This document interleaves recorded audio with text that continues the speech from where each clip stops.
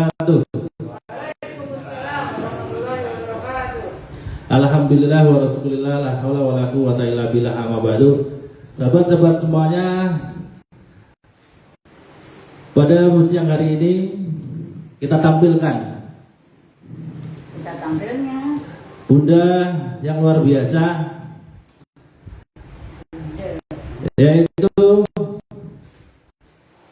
siar dalam sesi circle sharing,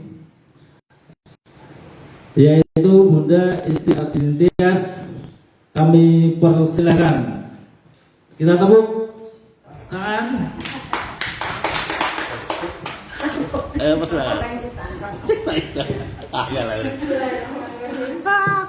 Bismillahirrahmanirrahim. Memastikan apakah sudah live Facebook saya? Sudah ya? Penonton masih 4 menyusul nanti. Bismillahirrahmanirrahim. Izinkan saya mengucapkan salam sesempurna salam sebagai seorang mukmin yang baik. Assalamualaikum warahmatullahi wabarakatuh. Waalaikumsalam warahmatullahi wabarakatuh. Alhamdulillahirabbil alamin. Alhamdulillahilladzi anzala sakinata fi qulubil mu'minin. Terima kasih Allah telah mengkaruniakan nikmat iman pada kita semua pada hari ini. Seiring dengan turunnya rintik hujan, kita sadari bersama semoga doa kita terkabul pada sore hari ini. Allah hujamkan ilmu, Allah hujamkan pemahaman tentang ilmunya Allah, bagaimana kita akan mengembalikan kejayaan umat dengan emas ini.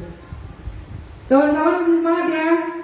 Masih. Ayo dong, semangat dong. Semangat. Boleh? Masya Allah, terima kasih. Kita nyanyi dulu ya. Sudah hafal dong nih semuanya, teman-teman. Ayo, lupa. Oke, siap. Jadi, kalau saya nanti menyebutkan EOA, itu jawabannya apa coba?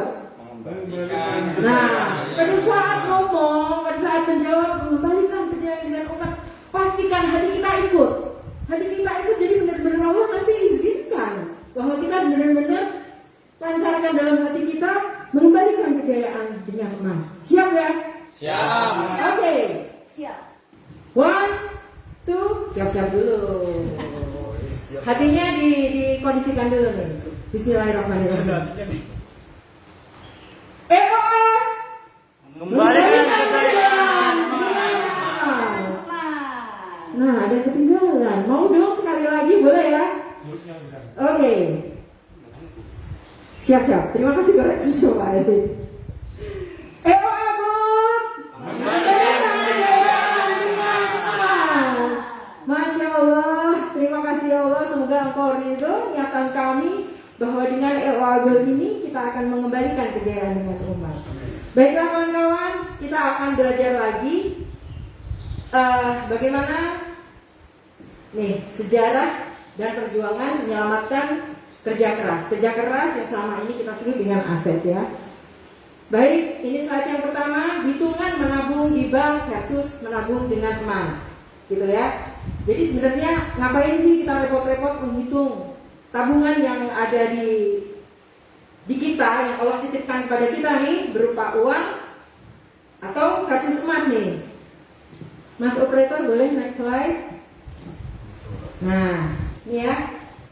Judulnya begini nih. Kalau dari dulu, ini namanya juga kalau ya. Pastilah dari semuanya, dari leluhur kita pasti udah merasakan nih. Apa sih sebenarnya ya yang dirasakan kalau konsumen ini sehari-hari, karena kita terus kan tentang uang, tentang apa material yang ada di kita ini sebenarnya apa nih yang kita rasakan sehari-hari, banyak banget ya. Di antaranya kita bisa klasifikasikan beberapa nih. Pastilah Allah izinkan rezeki kita dengan gaji ini naik terus, tapi kebutuhannya nggak sampai-sampai ini. Oke, bosnya udah naikin gaji, upline-nya udah terus, sepertinya materi itu terus bertambah, tapi selalu nggak pernah cukup. Kemudian aset berkurang dengan menabung di bank. Selanjutnya karena aset berkurang di bank ini kayaknya kita udah galau terus bayangannya gitu. Impian sulit terwujud karena harga impian Anda semakin mahal. Bener ya? Sepertinya seperti itu ya. Nggak terasa tapi kayak tergerogoti terus. Memiliki sifat konsumtif. Kalau ini lebih kepada karakter kan ya. Boros dan sulit menabung. Kemudian selanjutnya pusing banget, bingung merencanakan masa depan. Wow, anakku udah kelas berapa sekarang? Next tahun depan dia harus bayar lagi sekolahnya seperti itu. Nah, insya Allah dengan materi ini kita semua akan mendapatkan kata kunci. Apa sih kata kuncinya? Ada beberapa di sini disampaikan. Yang pertama, aset konsumen akan terjaga. Kemudian yang kedua, hasil kerja kerasnya tidak sia-sia. Yang ketiga, membuat impiannya lebih mudah dan cepat tercapai. Kemudian menahan sifat konsumtifnya. Selain itu, konsumen lebih mudah merencanakan masa depan. Dan yang terakhir nih, AOG lebih mudah meyakinkan konsumen.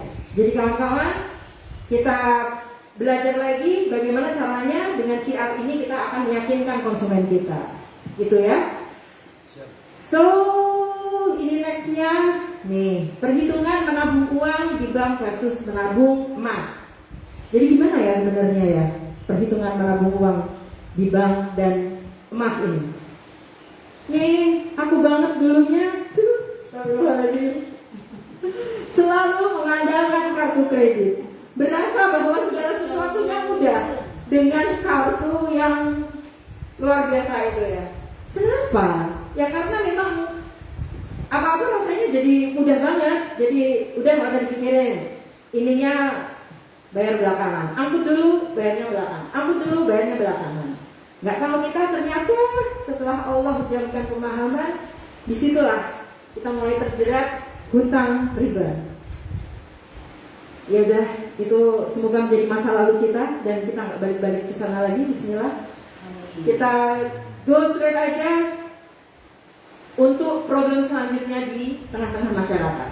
Apa tuh? Penghasilan meningkat, namun tetap sulit nabung. Loh, tapi karena memang ternyata barang-barang yang harusnya kita beli, barang-barang pokok atau apapun memang naik terus harganya, gitu kan? Banyaklah ya teman-teman yang sudah ini contoh di masyarakat dan itu juga di sosmed sudah banyak banget. Ini yang lebih mengerikan lagi dampak buruk pinjaman online, karena konsumennya akan trauma dan akhirnya kalau dia memang sudah nggak punya iman, udah aja dia berasa bahwa dengan mengakhiri hidupnya akan selesai semuanya. Itu kan? Itu bagian dari problem masyarakat. Next problem adalah banyak ya. Tapi versus problem itu kita masih punya banyak impian. Bagaimana problem itu akan terselesaikan? Nah, ini nih beberapa impiannya. Yang pertama, melting ya kalau lihat gambar ini. Ya nggak sih? Kalau kita sebagai AOG pastinya selalu ada kerinduan untuk kembali ke tanah yang Masya Allah di sana tidak ada sedih pokoknya gitu ya. Tapi biayanya piye mbak? Wes mahal banget. Biaya umroh sekarang yang standar 25 juta. Biaya haji reguler 35,2 juta. Apalagi biaya haji khusus. Walah 200 juta. Sampai enggak kita pada impian-impian ini? Istighfar lagi gitu ya. Baik, impian selanjutnya. Wow, ini rumah idaman. Harganya berapa? Ya wes, 200 juta luwe. Ra ono omah murah sekarang ini itu kan? Nggak ada lah rumah murah di dunia. Semuanya pasti berapa digit ya? 9 digit ya. 9 digit dengan 2 atau 3 angka di depannya gitu ya. Baik, impian selanjutnya yang sering sekali ada di kepala kita adalah, woi punya kuda dong kita. punya kendaraan yang bisa nganterin kemana-mana, yang tinggal pencet-pencet tombol aja gitu kan. Harganya berapa? Banyak banget pokoknya. Gitu ya. Semakin jauh impian dari ini kita, dari jangkauan kita. Kemudian impian apa lagi? Nah, yang ini adalah impian yang pastinya akan menyentuh hati kita semua. Kalau kita sudah berkeluarga, sudah punya putra, pasti kita menginginkan anak-anak kita tampil lebih baik, mendapatkan ilmu yang lebih daripada yang kita dapatkan. Dan itu nggak mudah, nggak murah ibu dan bapak. Karena ini 327 juta, bukan ribu. Kalau ribu mungkin masih bisa ya dikejar gitu.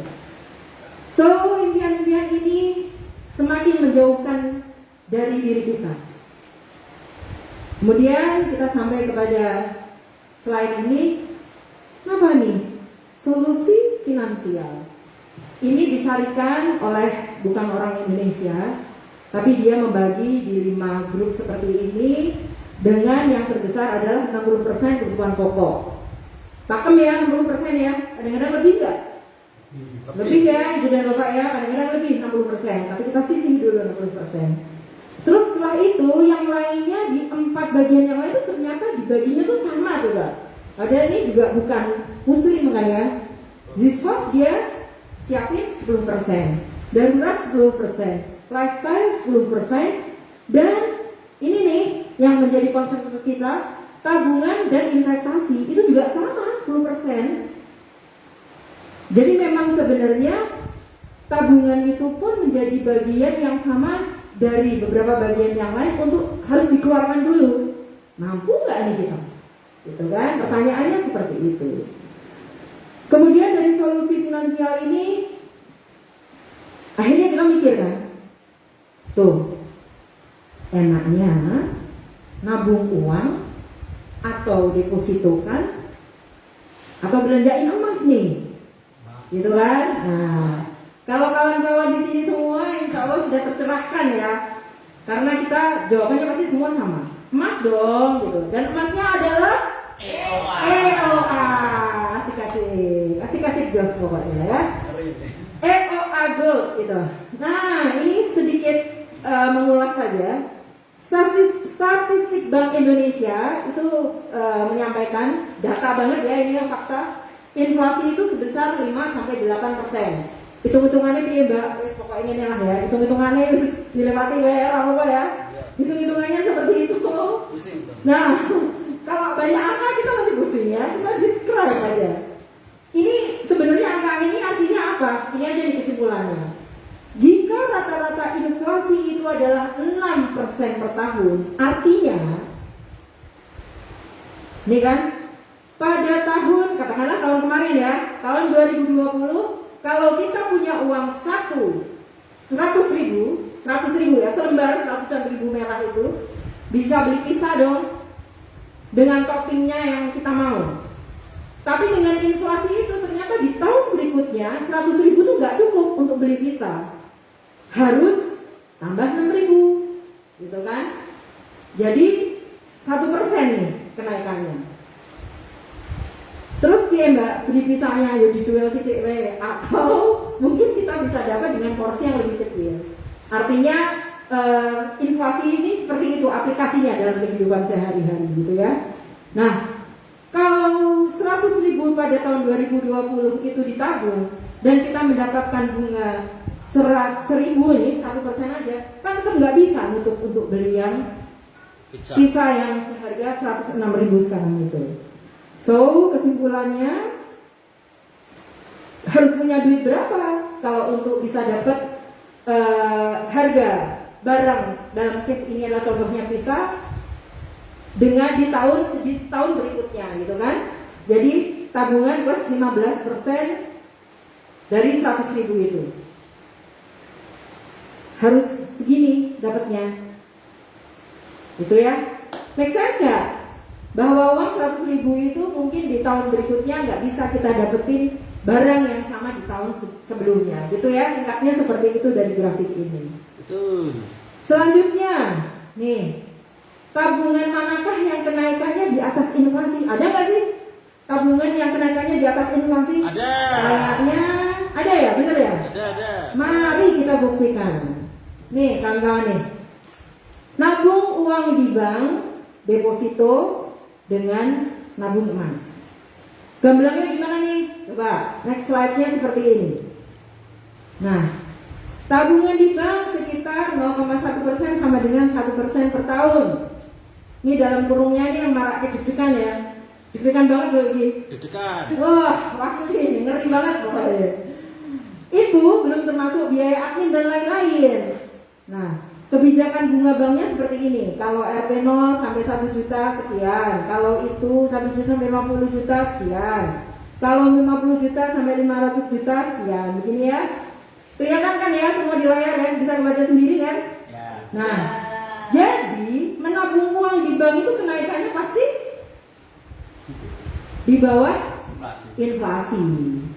Nah, kembali ke pertanyaan yang di atas tuh, bagaimana pertumbuhan tabungan yang tidak di bawah inflasi? Coba kita lihat. Ini angka-angka lagi, mau dibaca nggak? Pusing. Pusing. Jelasnya kalau nabung uang di bank pasti ada inflasinya di situ ya. Next aja mas, coba. Nih, langsung aja ke kesimpulan ya. Artinya, nah, jika menabungnya dengan metode konvensional, maka Anda tidak menjadi tambah kaya, tetapi malah menjadi semakin miskin. Kayak lagunya Roma Irama gitu ya. Yang makin kaya. Bisa nih. Baik, bagaimana pertumbuhan deposito nih? Kita belajar tentang pertumbuhan deposito. Deposito versus emas. Nah, ini slide yang saya paling suka karena memang gamblang. Jadi ceritanya begini nih. Seseorang di tahun 2007 punya uang 1M. Banyak ya? 1M berapa juta nih? Berapa coba? 1000 juta ya? Buat kita beli tahu timbal tak berubah-berubah kayak gitu ya. Oke. 1M didepositokan pada tahun 2007. Pastinya di bank. Nah, bunga maksimumnya 10% per tahun. Bunga berbunga. Ini ngeri juga ya. Ngeri banget tuh. Rollover dengan bentuk yang rollover deposit itu tahun 2012 dapat dong bunga? Dapat nggak? Dapat. 1M nggak di UT 5 tahun berikutnya menjadi 1,64 M, 640 juta. Banyak dong? Banyak ya. Sip. Simpan dulu. 1M 5 tahun nggak diapa-apain, dapatnya 640 M. Sip. Oke. Pada tahun yang sama di tahun 2007, 1M tuh dibeliin emas. Ternyata dapatnya 5 kilo. Aku membayangin sih, 5 kilo biasanya beras itu 5 kilo gitu ya. Kalau emas udah lebih kecil gitu ya, sering banget gitu ya. Nah, tinggal dicangin Pak dengan nol ya gitu ya. 5 kilo itu setelah 5 tahun dong, ternyata setelah diuangkan dapatnya segitu. Ngecas nggak sih? Gemes ya, gemes banget ya. Dan tidak menyangka bahwa ternyata kita sudah lulus berapa? Aduh, jebule. Kalaupun kita tahu 5 tahun itu ternyata kita sudah lulus 1M lebih ya dok ya? 1M lebih. Jadi gubrak banget ya ternyata ya. Nah, sebenarnya kita udah nih, jujur banget. Saya kalau materi-materi yang lain itu agak bilang-bilang, tapi begitu ngeliat ini tuh, jebul mana ya? Apa ya Pak ya? Jadi how you are good itu mencerahkan, itu sebenarnya untuk saya adalah slide ini. Jadi beneran kayak dibangunkan gitu loh. Ayo, bangun gitu kan. Yang lain-lain nanti belajarnya bisa pelan-pelan, tapi yang ini pakem ini beneran. Harus wajib paham untuk yang ini, karena memang inilah di saya dan semoga di kawan-kawan semuanya juga yang menjadi milestonya untuk benar-benar melek emas gitu ya. Oke, nih pertumbuhan emas murni, sedangkan emas murni pertumbuhannya adalah rata-rata 15-40% per tahun ya. Penjelasannya itu yang tadi ya. Ini grafiknya seperti ini. Itu grafiknya yang merah itu kayaknya semakin nambah gimana gitu ya. Ada anomali emas juga, terus tapi udah ini aja. Ini adalah hitungan 10-year gold price in rupiah per gramnya seperti ini dari 2011 sampai 2020. Ya sudah lah, kita pokoknya kesimpulannya gini aja ya. Siap ya kawan-kawan? Siap. Kesimpulannya gini aja. Nih, Siap. nih ngepek tahu nggak ngepek? Tahu nggak? Nyontoh ya, nyontoh. Kopas gitu ya, kopas ya. Kopas dari katanya Mr. Gold nih. Mr. Gold says ya. Jadi Mr. Gold itu ngomong kayak gini. Kesimpulannya, emas adalah tabungan terbaik. Boleh dong kita baca bareng-bareng yuk? Emas Emas adalah adalah tabungan terbaik. terbaik. Barakallah teman-teman. Terima kasih sudah mau mendengarkan. Terima kasih sudah mau berpositif bersama. Kita tetap semangat satu dengan yang lain. Nasrun minallah wa rahmatullahi wa basyiril mu'minin. Wassalamualaikum warahmatullahi wabarakatuh. Waalaikumsalam warahmatullahi wabarakatuh. Terima kasih Bunda Esti yang telah menyampaikan sharing